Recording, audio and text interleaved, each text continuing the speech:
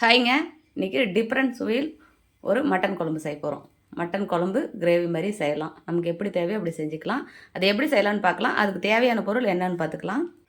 கொஞ்சமாக தனியா எடுத்துக்கலாம். 1 ஸ்பூன் மிளகு, சோம்பு, ஜீரகம், சோம்பு, அன்னாச்சி மொக்கு 1, மராட்டி மொக்கு 1 சேர்த்துக்கலாம். ஒரே ஒரு பட்டை, 4 கிராம்பு சேர்த்துக்கலாம். 4 குண்டு மிளகாய் சேர்த்துக்கலாம். 2 காஷ்மீர் மிளகாய் சேர்த்துக்கலாம். கருவேப்பிலை சேர்த்துக்கலாம். 4 நிலக்கடலை பாருங்கள், ஒரு 5-6 நிலக்கடலை தான் சேர்த்துக்கலாம். கூட பொட்டுக்கடலை கொஞ்சம் சேர்த்துக்கலாம். இதுக்கு ஆப்ஷன் வந்து நீங்கள் நிலக்கடலை சேர்க்கல அப்படின்னா நீங்கள் முந்திரி கூட சேர்த்துக்கலாம், நல்லாயிருக்கும்.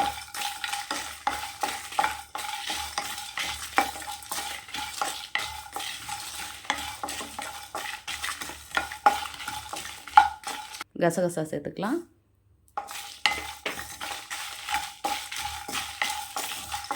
கொஞ்சமாக கல்பாசி சேர்த்துக்கலாம்.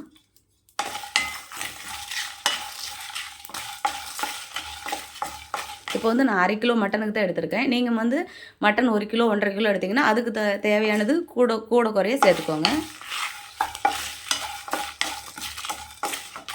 பாருங்கள், இப்போ வறுத்தாச்சு. இது ஒரு பிளேட்டில் கொட்டி ஆற வச்சு அரைச்சிட்டு வந்துடலாம். கடாயை வச்சாச்சு. எண்ணெய் சேர்த்துக்கலாம். கொஞ்சமாக சோம்பு போட்டுக்கலாம். கொஞ்சமாக கருவேப்பிலை சேர்த்துக்கலாம். சின்ன வெங்காயம் சேர்த்துக்கலாம்.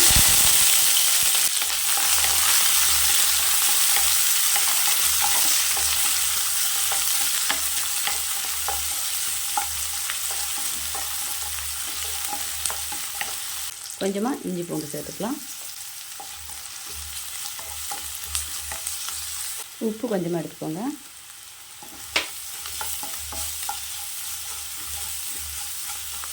தக்காளி ஒரு தக்காளி எடுத்துக்கலாம். இந்த மாதிரி புளிஞ்சு விட்டுக்கலாம்.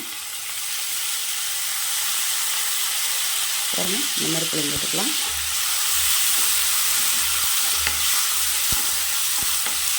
மஞ்சத்தூள் தேவையான அளவு எடுத்துக்கலாம்.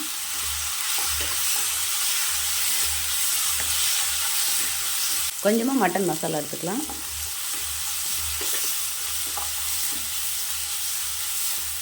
பாருங்கள், நான் அது மாதிரி மட்டன் 1/2 கிலோ எடுத்து க்ளீன் பண்ணி வச்சுருக்கேன்.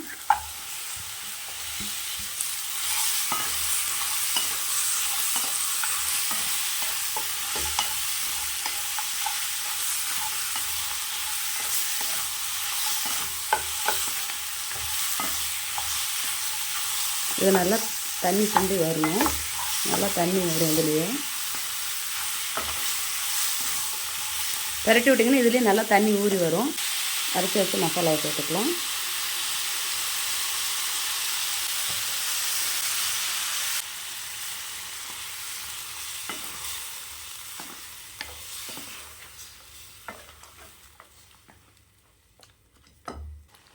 தண்ணி சேர்த்துக்கலாம்.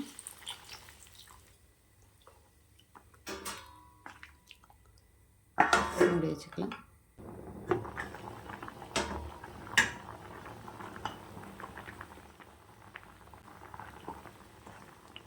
நல்லா வேகட்டும். பாருங்கள், தேங்காய் வந்து ஒரு கைப்பிடி துருவன தேங்காய் அரைச்சிட்டு வந்துடலாம். தேங்காய் சேர்த்துக்கலாம். தேங்காய் வந்து நான் அதிகமாக சேர்க்கல, ஒரே ஒரு கைப்பிடி மட்டும் துருவன தேங்காய் சேர்த்துருக்கேன்.